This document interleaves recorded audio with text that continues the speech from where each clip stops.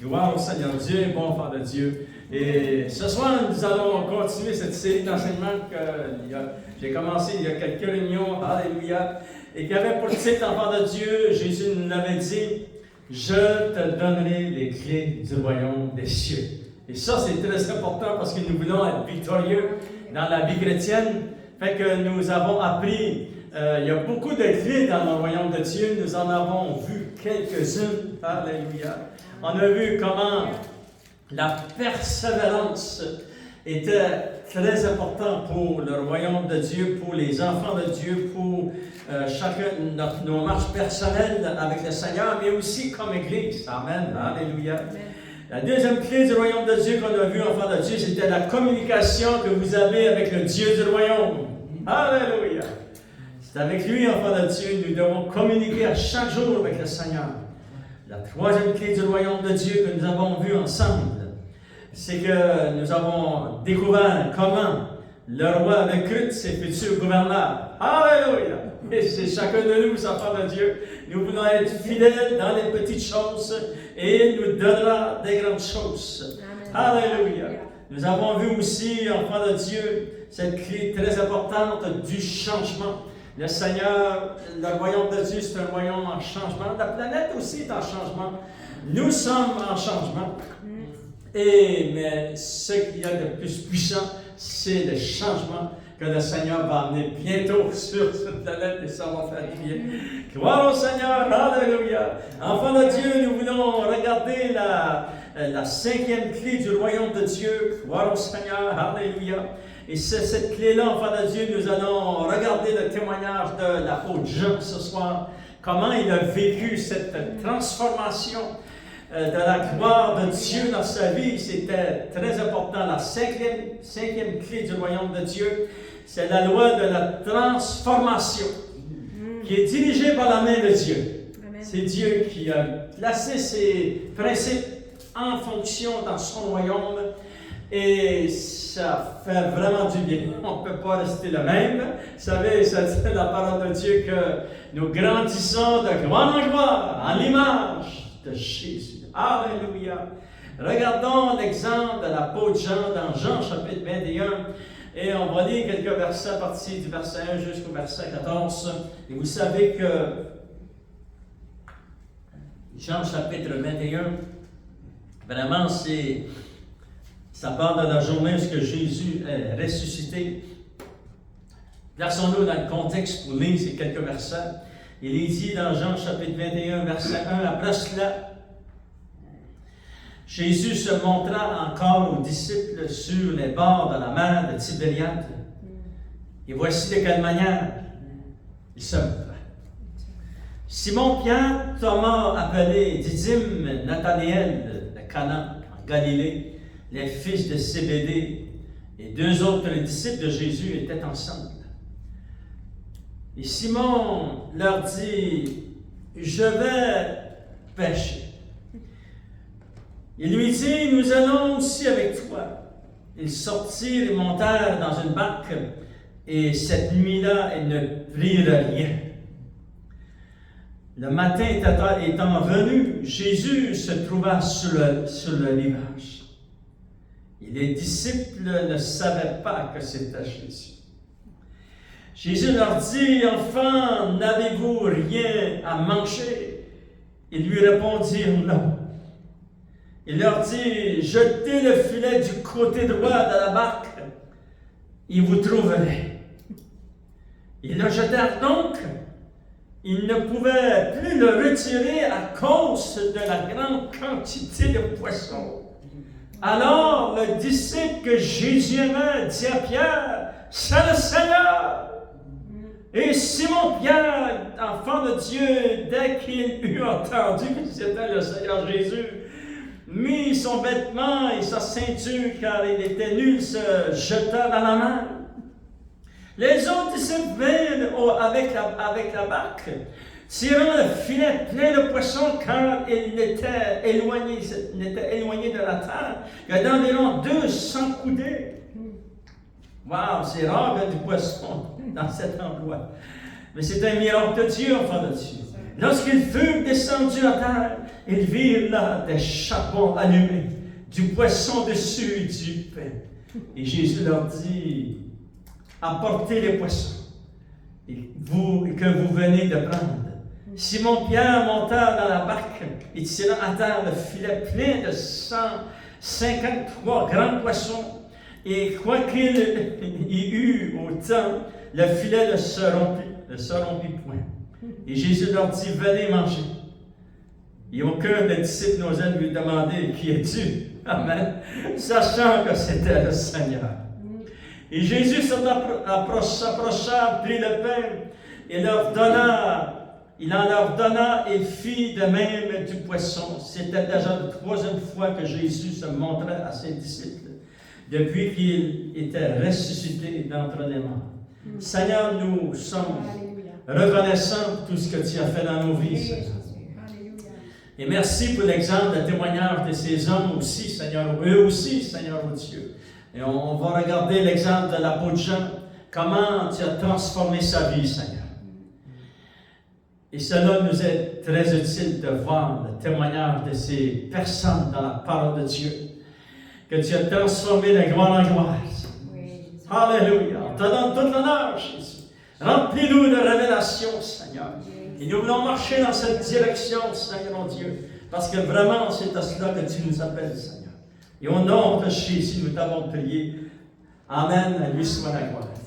Enfants de Dieu, nous, en regardant le témoignage de l'apôtre Jean, nous découvrons en lui la loi de la transformation et qui est aussi en nous. Cette loi de transformation a commencé à votre nouvelle naissance. Alléluia! Et c'était vraiment un changement ici dans notre cœur. Gloire au Seigneur. Je me souviens toujours, je n'oublierai jamais la journée où le Seigneur m'a sauvé. Gloire au Seigneur. Moi-même, je ne me reconnaissais pas. Parce qu'il avait changé quelque chose ici. Mais la création avait changé. Je voyais la création de différentes façons. J'entendais les choses de différentes. Tout a été changé. C'est un miracle de Dieu. Mais c'est un miracle de transformation.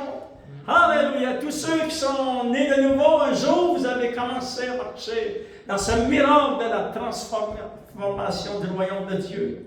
Et c'est très utile, c'est très, très, très important pour nous, frères de Dieu. On va voir dans cet enseignement.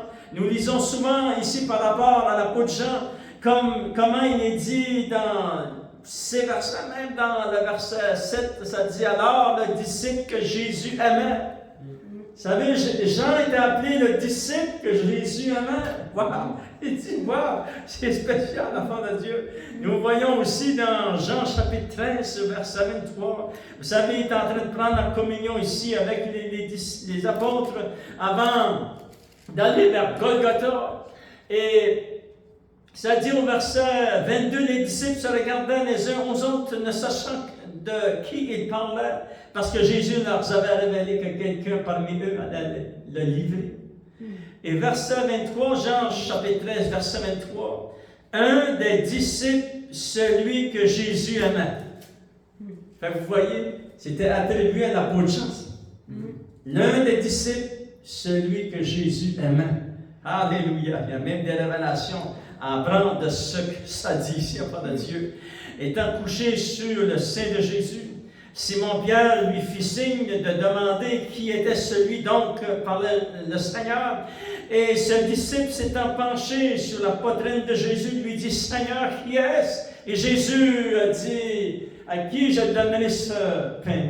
C'est lui qui va me livrer. Nous savons que je suis là à livrer Jésus. Mais ici, on veut s'arrêter lorsque ça dit le disciple que Jésus aimait. Alléluia. C'est le seul disciple qui a entendu le battement du cœur de notre Sauveur. Un jour, enfant de Dieu, nous serons avec lui pour l'éternité. Nos yeux le verront face à face. Et soyez toujours éveillés et priez, enfants de Dieu, parce que le jour vient bientôt. Alléluia. Avec tous les saints qui sont devant nous, avec tous ces saints qu'il y a parmi les nations, dans l'Église et parmi le peuple d'Israël, enfants de Dieu, Alléluia. Jésus revient bientôt. Alléluia. Cet homme, Jean, l'apôtre Jean, a marché toute sa vie dans ce processus de transformation. Le mot transformation, enfant de Dieu, signifie, le synonyme du mot transformation veut aussi dire adaptation. C'est-à-dire que si nous acceptons le Seigneur dans notre cœur, on doit s'adapter au Seigneur et aux choses du royaume de Dieu. C'est pas à Dieu de s'adapter à nous. Vous savez, on a entendu même des gens, ah, ça ne fait pas mon affaire, accepter le Seigneur parce que je ne peux pas m'adapter. Il faut que Dieu s'adapte à moi. Non, non, non. Non, c'est lui. C'est nous qu'on doit s'adapter à lui. Amen. Ça, c'est les principes du royaume de Dieu. On doit s'adapter au Seigneur parce que nous marchons dans la transformation. Alléluia. Le synonyme du mot transformation aussi veut dire amélioration. S'améliorer ici dans notre cœur, c'est ça se fait par la puissance de Dieu. Les changements, conversion, développement, renouvellement. Alléluia. Ça fait toute partie de cette vie de transformation que l'apôtre Jean a vécu et que nous aussi, nous avons vécu, enfants de Dieu. Regardez dans 2 Chroniques, chapitre 3, on va lire quelques versets parlant de Moïse et de ceux qui lisaient à cette époque au temps les apôtres et l'apôtre Paul, l'enfant de Dieu, lorsqu'ils entraient dans les synagogues, la lecture de la parole de Dieu était lue, mais ils ne comprenaient pas les Écritures. Regardez dans 2 Chroniques, chapitre 3, chapitre 3, verset 15. Il est dit, jusqu'à ce jour, quand on lit Moïse, un voile est jeté sur leur cœur. Mais ce voile est enlevé comment? Mais lorsque les cœurs se convertissent au Seigneur. Alléluia! C'est la seule façon que le voile de ténèbres peut être enlevé devant les yeux d'une personne. C'est lorsque notre cœur est transformé, se convertit au Seigneur. Alléluia! Le voile est ôté. Amen, c'est beau, hein? Regardez verset 17, ça dit, ah, le Seigneur, c'est l'Esprit, et là où est l'Esprit du Seigneur, enfant de Dieu, là est la liberté. Nous, tous qui le visage découvert, c'est-à-dire le voile est enlevé, notre visage est découvert, nous voyons de nos yeux, nous contemplons comme dans un miroir la gloire du Seigneur. Nous sommes transformés à la même image, de gloire en gloire, comme par le Seigneur, le Saint-Esprit. Alléluia! Notre marche chrétienne, ça se fait afin de Dieu avec le Saint-Esprit. Si on n'a jamais entendu parler du Saint-Esprit, s'il vous plaît, ouvrez votre cœur, parce que c'est partout dans le Nouveau Testament, dans l'Ancien Testament. Nous avons besoin du Saint-Esprit, c'est lui qui nous aide à être transformés de gloire en gloire, à l'image de Jésus. Vous savez, les nations du monde nous ont annoncé ce qu'ils allaient faire dans les prochaines années, mais ils ont annoncé ça en entour de 3 ans passés. Ils ont dit ceci: nous allons faire un monde à notre image. Et il n'est pas trop beau. Parce que l'image de l'homme, parlant du vieil homme, tu ne veux pas suivre cette image. Tu veux suivre, le chrétien veut grandir et ressembler de plus en plus à l'image de Jésus. Amen. Une différence, on parle de Dieu. Amen. Alléluia. Gloire au Seigneur. Ce principe d'être transformé de plus en plus à l'image de Christ est nécessaire. Et c'est ce principe, écoutez bien ceci, je vais vous montrer une révélation qui va dépasser vos attentes ce soir. Ce principe de transformation de gloire en gloire à l'image de Jésus, c'est ce principe, enfant de Dieu, qui va vous permettre de recueillir et de placer de l'huile dans votre réservoir d'huile. Et on en a besoin, c'est urgent, c'est très important. On a besoin de ce réservoir d'huile juste lorsque le cri de l'ennemi va être crié et que Jésus, parce que Jésus revient bientôt, et tous les chrétiens veulent avoir de l'huile l'huile dans leur lampe et aussi un réservoir. Amen. Ça prend les deux. Ça prend l'huile ici dans le cœur et ça nous prend l'huile, enfant de Dieu, dans notre réservoir. Alléluia. Et c'est à cause de cette transformation que nous vivons de gloire en gloire à l'image de Jésus. C'est comme cela, enfant de Dieu, que nous grandissons et que nous recueillons de l'huile dans ce réservoir. Regardez dans Matthieu chapitre 25. Alléluia, c'est un message vraiment important, enfant de Dieu. C'est le message le plus urgent de l'Église du Seigneur Jésus aujourd'hui. Dans Matthieu chapitre 25, verset 1 jusqu'au verset 12. On va le lire. Vous savez que ces versets nous parlent de la parabole des 10 vierges. Et ça, c'est très important. Il y en a 10 qui sont partis à la rencontre du Seigneur. 5 sont rentrés dans la salle des noces. Puis 5 ont été restés ici. Puis pourquoi qu'on a 5 qui ont resté ici?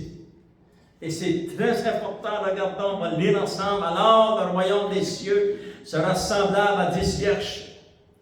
Enfants de Dieu, vous avez remarqué que c'est Matthieu chapitre 25, Matthieu chapitre 24 nous parle de tous les événements de la fin. Avant le retour du Seigneur Jésus. Et ici, le Seigneur va ouvrir cette grande parenthèse pour l'Église du Seigneur. Il va dire, regardez, l'Église de Jésus lorsque je reviens. Et nous voulons faire partie de ces 5 vierges sages qui a recueilli de l'huile dans son réservoir. Il dit alors, le royaume des cieux semblable à 10 vierges qui, ayant pris leur lampe, allèrent à la rencontre de l'époux. Et c'est ça notre marche chrétienne, amen. On s'en va à la rencontre de Jésus. 5 d'entre elles étaient folles et 5 sages. Les folles, en prenant leur lampe, ne prirent point d'huile avec elles. Mais les sages prirent avec leur lampe de l'huile dans des vases, dans des petits réservoirs. Comme l'époux tardait, et chaque mot est très important, comme l'époux tardait, comme le Seigneur tardait, on pense que le Seigneur tarde, nous savons que Jésus, que le Père connaît le jour, la date qu'il va revenir, et comme nous, l'Église, des fois on dit, « Oh Seigneur, on a hâte que tu viennes, Seigneur. On espère ce soit aujourd'hui. » Et ça, c'est très important d'avoir ça dans notre cœur. Espérer que c'était aujourd'hui. Et espérer que c'est demain. Amen. C'est comme ça qu'il faut vivre notre marche chrétienne. Alléluia. Mais il y en a ils pensent que ça vient pas assez vite ou ils se découragent. Mais comme les poux tardaient, tous s'assoupirent et s'endormirent. Et au milieu de la nuit, on cria, « Voici l'époux à leur rencontre. » Alors toutes les vierges se réveillèrent et préparèrent leurs lampes. Et les folles dirent aux sages, « Donnez-nous de votre huile, car nos lampes s'éteignent. » Les sages répondirent, « Non, il n'y en aura pas assez pour nous et pour vous.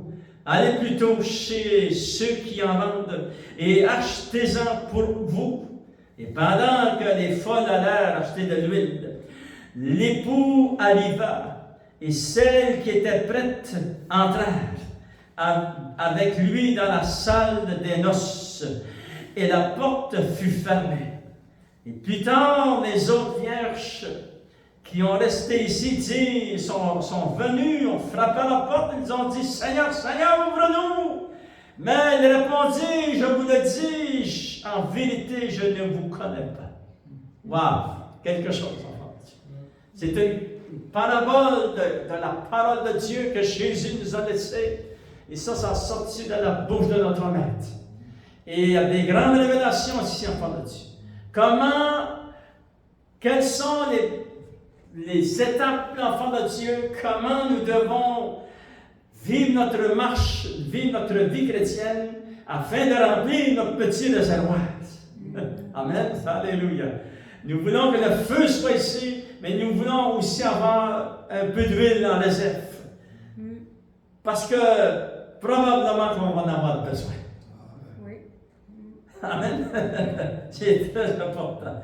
C'est ce principe qui te permet d'avoir de l'huile dans ton réservoir. La vie de la transformation de la poudre était toujours en action au point où c'est lui qui qui a été choisi par Dieu pour même, enfant de Dieu, amener la révélation finale de l'histoire de l'humanité. Apocalypse, toute l'Apocalypse, nous savons que tout ce livre nous révèle, enfant de Dieu, l'histoire finale, tout ce qui va se dérouler dans les dernières années avant le retour du Seigneur Jésus. Et Jésus revient bientôt, enfant de Dieu. Alléluia. Mais Jean était tellement, son cœur était transformé de gloire en gloire. Ils ont dit dans la parole de Dieu, c'est lui que le Seigneur aimait. Wow, c'est quelque chose. C'est quelque chose de voir une transformation dans la vie de cet homme. Et c'était très important, enfant de Dieu. La vie de transformation de Jean était un grand témoignage pour nous, aujourd'hui, les chrétiens, juste tous ceux qui vivent aujourd'hui, juste avant le retour du Seigneur Jésus. Alléluia. Gloire au Seigneur. La grande question qu'on s'est posée, enfant de Dieu, regardons ensemble et découvrons les processus que le Saint-Esprit nous explique, comment la transformation se produit et comment la transformation doit continuer pendant toute notre marche avec le Seigneur, jusqu'au son de la trompette de Dieu. Alléluia. Et c'est très important. La réponse, nous l'avons, enfant de Dieu, dans 2 Thessaloniciens, chapitre 2. On va lire partie du verset 13 jusqu'au verset 17 ce soir. Alléluia. Parce qu'on veut découvrir ces principes qui nous permettent, nous les enfants de Dieu, de vraiment, enfants de Dieu, placer de l'huile dans notre réservoir. Alléluia. C'est très important de ne pas se refroidir. Laissez pas les choses du monde vous détourner de votre attention du Seigneur. On vit dans un monde de séduction sans précédent. On vit dans un monde mensonger sans précédent. Le Seigneur nous en avait informé. Il nous l'a annoncé d'avance afin que nous puissions être sur nos gardes et rester les regards plongés dans la parole de Dieu. Regardons 3 principes, enfants de Dieu, qui nous aident à placer l'huile dans notre réservoir. On va lire ensemble dans 2 Thessaloniciens chapitre 2. Vous savez que à partir du verset 1 jusqu'au verset 12, ça parle du deuxième retour de Jésus. Ça parle de l'enlèvement de l'Église, l'apparition de l'Antichrist, et ça parle, enfant de Dieu, que le son de la trompette va sonner. Nous montrerons à la rencontre du Seigneur dans les airs. Mais regardez ce qu'il va rajouter ici, c'est très important pour l'Église. Verset 13, il est dit, « Pour nous, frères bien-aimés ou sœurs bien-aimés du Seigneur, nous devons à votre sujet rendre continuellement grâce à Dieu, parce que Dieu vous a choisi dès le commencement pour le salut. Comment? Par la sanctification de l'Esprit, et par la foi en la vérité. C'est à quoi il vous a appelé, et il m'a appelé par cet évangile, pour que vous possédiez la gloire de notre Seigneur Jésus-Christ. Ainsi donc, frères, demeurez fermes et retenez les instructions que vous avez reçues, soit par notre parole, soit par cette lettre, par notre lettre.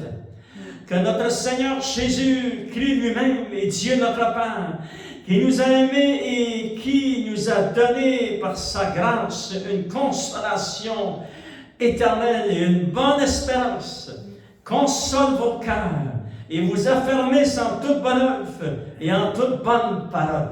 Alléluia. Regardons ces 3 principes d'enfants de Dieu qui sont très importants et très puissants pour les enfants de Dieu qui marchent de transformation de gloire en gloire avec le Seigneur. Alléluia. Et tous les 3 se trouvent au verset 13. On va le relire ensemble, enfants de Dieu. La première révélation de cette transformation se fait, écoutez bien ceci. Pour nous, frères ou sœurs bien-aimés du Seigneur, nous devons à votre sujet rendre continuellement grâce à Dieu. Et c'est ce que je fais à chaque réunion presque. Je veux dire merci Seigneur pour le salut que tu as donné à ton Église. Et que tu m'as donné aussi, mais donné aussi à tes enfants. Regardez, enfants de Dieu, le premier point qui est très important. Parce que Dieu vous a choisi dès le commencement pour le salut. C'est lui qui t'a choisi. Ce n'est pas toi qui l'as choisi. Et ça, c'est très important pour un chrétien de réaliser cela. Que c'est pas moi qui l'ai choisi en premier, c'est lui qui m'a choisi. Et il avait décidé de te choisir avant la fondation du monde. C'est grand, ça, enfant de Dieu. Amen, alléluia. Je vous lis cela de la parole vivante.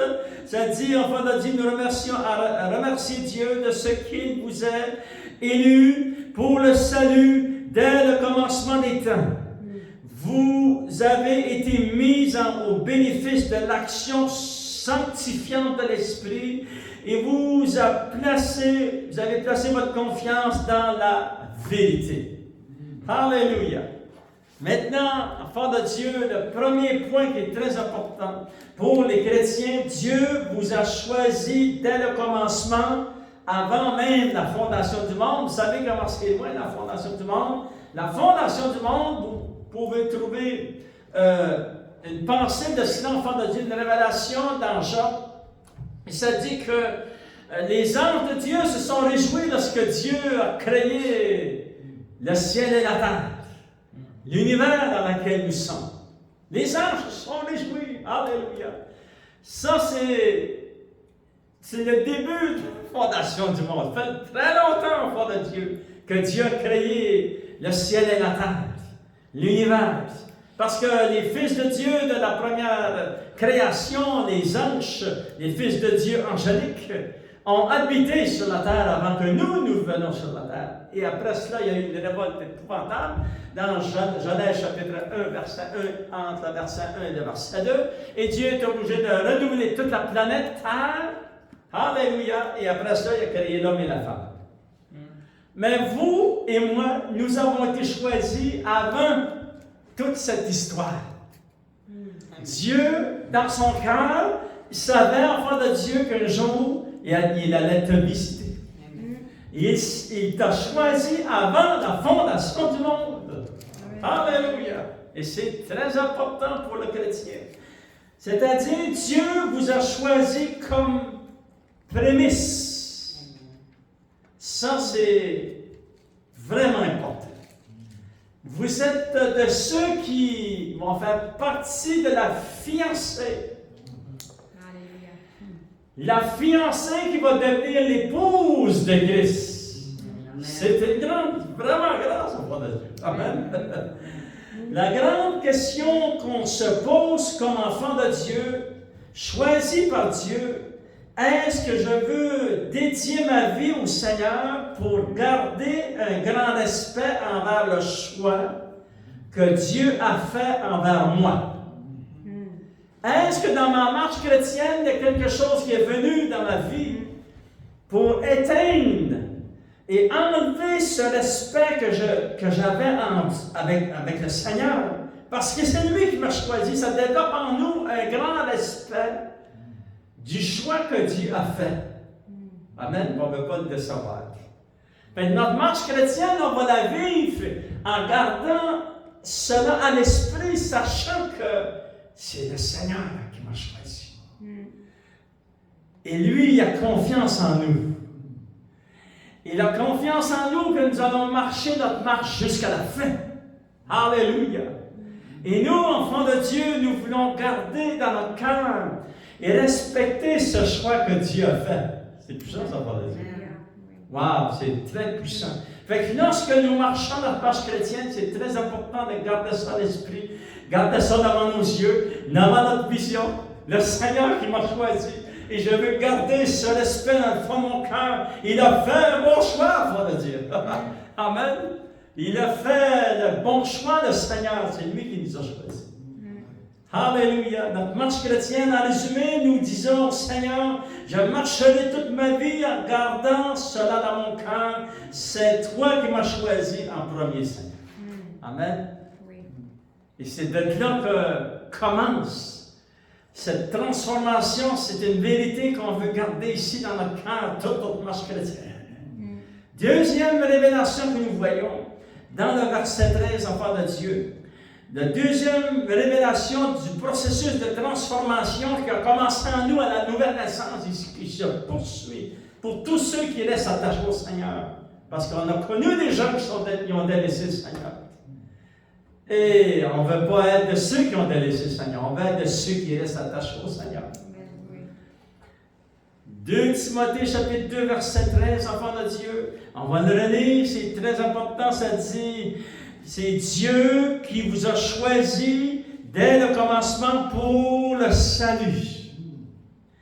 Deuxième révélation, comment cela se produit-il, notre transformation? C'est par la sanctification que le Saint-Esprit produit ici à l'intérieur. Alléluia! Parce qu'il n'y a pas un homme qui peut changer par lui-même. Ça prend l'aide du Saint-Esprit. Ça prend l'action créatrice du Saint-Esprit en nous. C'est lui qui produit, qui fait des changements puissants en nous, frère de Dieu. Alléluia. Ce processus de transformation commençait à la nouvelle naissance et le Seigneur nous demande qu'elle continue toute notre marche chrétienne. C'est-à-dire, vous avez été mis au bénéfice de l'action sanctifiante de l'Esprit de Dieu. Regardez, enfants de Dieu, gardez toujours votre doigt dans 2 Timothée, dans 2 Thessaloniciens. Dans Tite, chapitre 3, verset 3, il est dit ceci. Car nous aussi, nous étions autrefois insensés, désobéissants, égarés. C'est-à-dire, en résumé, on était dans le monde. Mais regardez ceci. Regardez ceci au verset 4. Mais lorsque la bonté de Dieu, notre Sauveur, et son amour pour les hommes ont été manifestés, et il nous a sauvés, non à cause des œuvres de justice que nous aurions faites, mais selon sa miséricorde, par le baptême de la régénération et le renouvellement du Saint-Esprit. Ça, c'est la nouvelle naissance, enfant de Dieu. Amen, c'est expliqué d'une autre façon ici. Qu'il a répandu sur nous avec abondance par Jésus-Christ, notre Sauveur. Il a commencé une transformation. Quel miracle extraordinaire nous avons vécu. Et nous voulons continuer à marcher dans cette transformation, de cette activité puissante que le Saint-Esprit fait en nous, frère de Dieu. La troisième révélation de la procédure de la transformation, qui est très, très important, frère de Dieu, dans 2 Thessaloniciens, chapitre 2, verset 13, il est dit ceci. Dieu nous a choisis avant le commencement pour le salut. Deuxième chose, nous marchons par la sanctification du Saint-Esprit. La troisième chose, ça c'est vous. Et ça c'est moi. C'est ma part. Voici ce que je dois faire. Voici ce que vous devez faire. Et par la foi, dans la vérité. Ça, c'est tous les chrétiens qui sont responsables. Et vous savez, enfants de Dieu, que la vérité est attaquée de tous côtés. Partout dans le monde entier. Même dans des églises. On n'enseigne même plus la vérité. Qu'il se passe toutes sortes de choses dans ces églises. Mais nous voulons garder nos yeux fixés sur la parole de Dieu. Parce que le jour est arrivé, enfants de Dieu, où nous avons placé notre foi dans la vérité. C'est elle qui a la puissance de nous garder dans le Seigneur.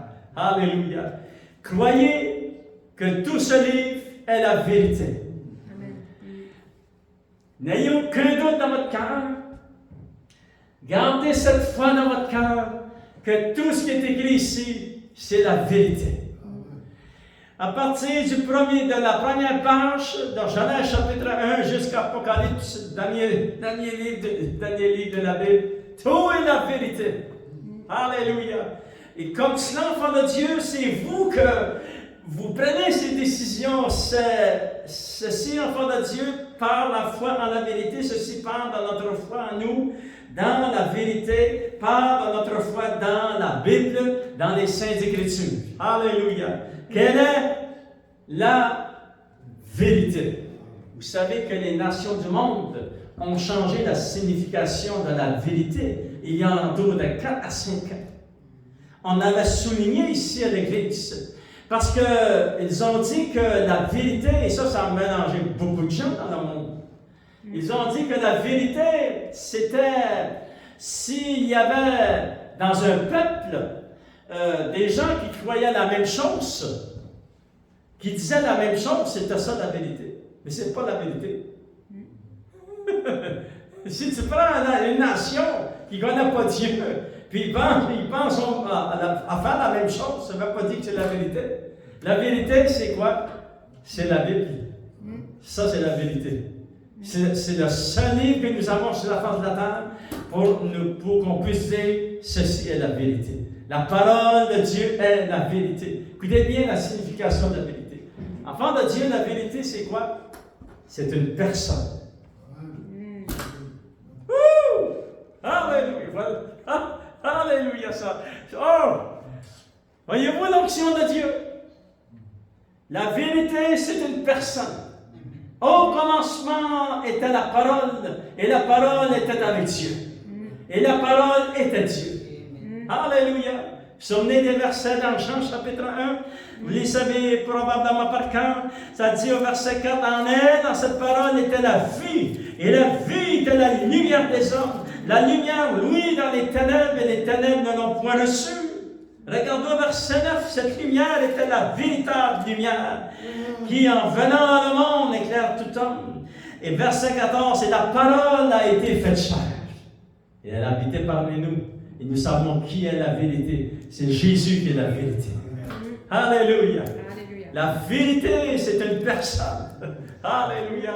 Enfant de Dieu, cette vérité, cette parole que nous avons, la Bible, est la parole de vie. Elle te permettra de continuer dans ta vie de transformation pour que tu ressembles de plus en plus à l'image de Jésus. Maintenant, nous avons pris le témoignage de l'apôtre Jean. Regardons en terminant ce qu'il a dit de la vérité. Amen. 1 Jean, alléluia. On lit ces quelques versets, enfants de Dieu. Pour terminer, alléluia, regardons ce qu'il va recevoir par révélation et comment il va décrire la vérité. Amen. Et ça, c'était très important pour nous, pour notre transformation de gloire en gloire. C'est cela qui nous permet d'accumuler de l'huile dans notre réservoir. Alléluia! Parce que le son de la trompette, lorsque le son de la trompette va sonner, tous ceux qui ont gardé leur passion pour Dieu et qui ont cru à la parole de Dieu et qui ont vécu la parole de Dieu, qu'ils ont obéi à la parole de Dieu, c'est très important, c'est ça qui nous permet d'être transformés à l'image du Seigneur Jésus. Regardez ce que cette personne qui s'appelle l'apôtre Jean, comment il va décrire Jésus qui était devant lui. On lit ensemble, enfants de Dieu, 1 Jean chapitre 1, verset 1, il dit « Ce qui était dès le commencement et ce que nous avons entendu, ce que nous avons vu de nos yeux, ce que nous avons contemplé et que nos mains ont touché concernant la parole de vie. Car la vie a été manifestée. Il a touché à la vie. À qui a-t-il touché? Il a touché à Jésus. Il pouvait témoigner, être un témoin fidèle, enfant de Dieu. Il était là présent. Il a touché à la vie. La vie a été manifestée. Il dit, quand la vie a été manifestée, nous l'avons vue et nous lui rendons témoignage et nous vous annonçons la vie éternelle qui était auprès du Père et qui nous a été manifestée. Alléluia. Ce que nous avons vu et entendu, nous vous l'annonçons à vous aussi, afin que vous aussi, vous soyez en communion avec nous. Or, notre communion est avec le Père et avec son Fils Jésus-Christ. Alléluia. Enfants de Dieu, vous avez placé votre foi dans la vérité. Et c'est à cela que nous avons été appelés enfants de Dieu. Et c'est très important de continuer dans la vérité, dans la parole de Dieu. Alléluia. N'oubliez jamais que c'est lui qui vous a choisi. Alléluia. Il a fait un bon choix. Nous respectons son choix, enfants de Dieu. Il a activé la puissance du Saint-Esprit en nous pour nous permettre de marcher. C'est un privilège. Nous permettre de marcher dans cette vie de transformation. Et nous avons placé nos cœurs dans la parole de Dieu, qui est la vérité. Lèvons-nous tous ensemble. Alléluia, Seigneur, nous te remercions, parce que c'est une vie de transformation dans le royaume de Dieu. Et Seigneur, c'est un privilège d'avoir été choisi. Et on te remercie de tout notre cœur. Tu nous as choisis avant la fondation du monde. Pourquoi? Pour le salut. Alléluia. Quel privilège, Seigneur Dieu. On t'en remercie de tout notre cœur. Nos cœurs sont remplis de reconnaissance et d'un grand respect, Seigneur, que tu nous as choisis. Et nous marchons humblement devant toi. Alléluia. Nous marchons dans cette marche chrétienne, une marche de transformation de gloire en gloire à l'image de notre Sauveur Jésus. Et nous savons que tu as activé en nous ce processus de transformation par la puissance du Saint-Esprit. Alléluia. Et notre part, Seigneur mon Dieu, a été de marcher dans la vérité. De demander de bénir ton peuple et ton Église. Parce que nous voulons avoir de l'huile dans notre réservoir, Seigneur mon Dieu. Parce que nous savons que bientôt le son de la trompette sonnera. Alléluia. Et nous voulons être debout, Seigneur mon Dieu. Et la foi dans notre cœur. Et la parole de Dieu devant nos yeux, Seigneur. Je te demande de bénir ton Église, bénis ton peuple qui entend le message de la parole de Dieu. Et au nom de Jésus, nous t'avons prié. Et tout le peuple de Dieu dit, enfant de Dieu, Amen, Alléluia. À lui soit la gloire dans la puissance ce soir. Alléluia.